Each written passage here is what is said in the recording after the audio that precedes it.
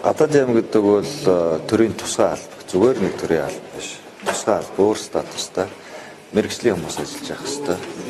Мэргэжлийн хүмүүсээ хүндэтгэж ажилладаг байх хэрэгтэй.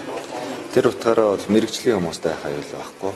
Арын хаалгаар шургалсан, ажиллаа мэдэхгүй дарга нарын одоо шахаасаар орсон тийм хүмүүс байгаа бол энэ дээр бол улс орчны асуудал яригдсан шүү дээ. Түүнээс өөрөөр бол тэгж ажиллаа хийж чадж байгаа хүмүүстэй ямар ч асуудал байхгүй.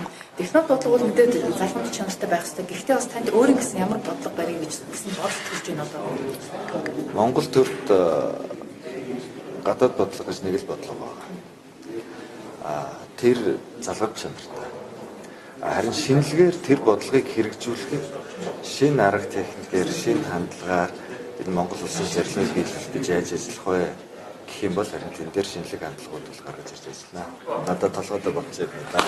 Тэгэхээр гадаад харилцаа бас гадаад худалдааг давхар харилцаж байгаа бах тийм. Тэгэхээр ерөн зөвөр хөрш болон 3 дахь хөршүүдтэйгээ харилцаанд ямар одоо асуудал ер нь хамгийн тулгымсан асуудал гэж үзэж байна. Тэгэхээр мэдээж яриг энэ гадаад бодлогыг эдийн засагчулах тэгээд Монголд ажлын байр бий болгох,